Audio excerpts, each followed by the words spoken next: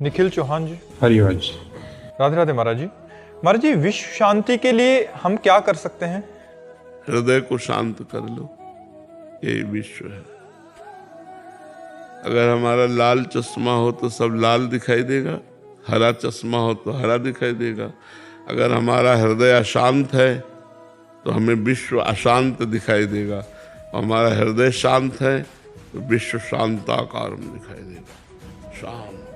हमारे हृदय में राम तो राम में जगत, हमारे हृदय में काम तो काम में जगत, हमारे हृदय में श्याम तो श्याम में जगत। हमारी भावना क्या है? विश्व भगवान का स्वरूप है, विश्व रूप में भगवान विराजमान है। उनकी शांति क्या? शांति तो मेरी होनी है। मैं अपने मन को शांत कर लूं, बुद्धि को शांत कर लूं, बुद्धि को पवित्र कर लूं तो मेरा दर्शन पवित्र हो जाएगा। वासुदेवा सर्वमित्र सामात्मा सुदुर्लभा, सब जगह मेरे भगवान है। ये मुझे देखना है, विश्व को नहीं। ये मुझे देखना है कि विश्व रूप में भगवान ही है। आपका हृदय शांत तो ऐसा लग रहा है सबका शांत। तो अगर मेरा हृदय शांत तो पूरा संसार शांत नजर आएगा, और मेरा हृदय अशांत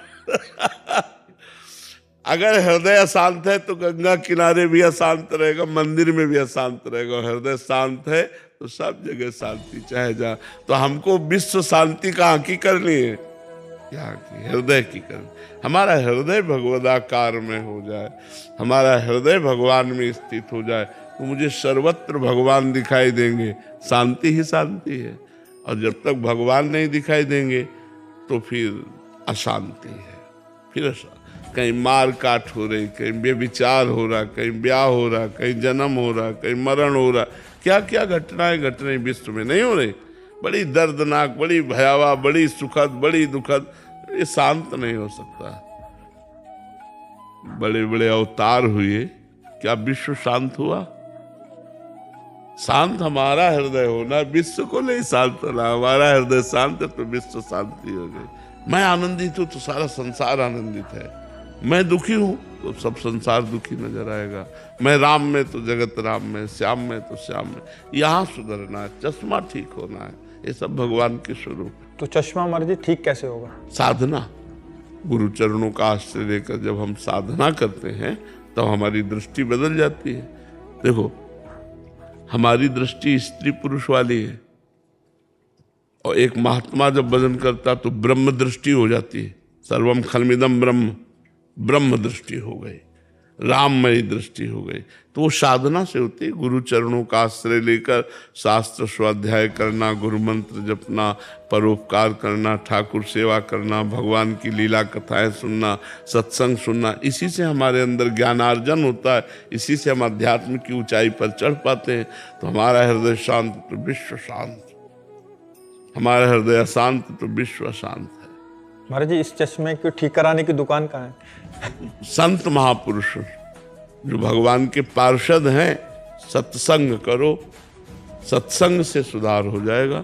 यदि सच्चे संतों का संग हो तो बहुत जल्दी भगवान की कृपा प्राप्त होती है, बहुत जल्दी परमार्थ दिखाई देने लगता है। पर समस्या ये, हम पीछे वाले भी बैच में कहा कि आज सबके दिमागों में रुपया नाच रहा है, रुपया नाच रहा है। अध्यात्म या भगवान लक्ष्य नहीं है, लक्ष्य रुपया हो रहा है। सबके दिमाग में रुपया चल रहा है। जब दिमाग में रुपया चल रहा है तो भगवान की प्राप्ति की बात कहाँ आएगी? आप सोच के देखो, इतने ही लोग बैठे, अपने इतने लोग बैठे, इतने लोगों के दिमाग में क्या चल रहा है? वही भोग, वही रुपया, वही परिवार, वही रिश्ते नाते। कहीं भगवान तो नहीं चल रहे ना कि अब जीवन का लक्ष्य भगवान है, अब मुझे भगवत प्राप्ति करनी। ये तभी चलेगा जब सत्संग सुनोगे। अगर रोज साधु संग करो तो देखो आपकी उन्नति हो जाएगी, आपका परमार्थ पुष्ट हो जाएगा। सत्संग अगर हमें मिल जाए तो हमारे जीवन का परिवर्तन हो जाए, पर सही सत्संग मिल जाए। अगर सही सत्संग नहीं तो बदलाव नहीं हो सकता आपका, आप में बदलाव नहीं होगा। बदलाव होगा जब प्रवचन करने वाला बदला हुआ है। तो अगर प्रवचन करने वाला अध्यात्मवान है, ये वेश अध्यात्म थोड़ी है। अध्यात्म तो हृदय का विषय होता है, वेश अध्यात्म नहीं है। अंदर विषय वासना, मान, प्रतिष्ठा, रुपया, पैसा तो पाखंड ही तो है, वही उसी को पाखंडी कहते हैं। तो अंदर अध्यात्म हो, वो जब हम बोलेंगे तो आपके ऊपर प्रभाव पड़ेगा, गंभीरता आएगी, आज से कभी नहीं करूंगा, ऐसी बातें आएंगी, मन जलने लगेगा, अच्छे मार्ग में चलने लगेगा। इसीलिए संतों की महिमा की भगवान ने स्वयं श्री मुख से गान की है, भागवत में, रामायण में।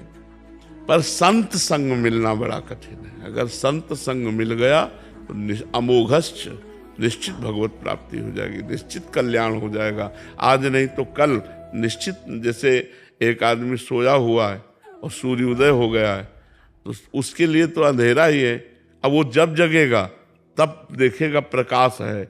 ऐसे संत कृपा हो चुकी, पर कुछ पाप जब उसके नष्ट होंगे भजन से, तब वो मानेगा कि हमारे ऊपर पहले ही कृपा क्या हुई थी, जीवन का हमारा बदलाव कहाँ से शुरू हुआ था, तब उसको अनुभव में वो कृपा मनाकर आगे बढ़ेगा।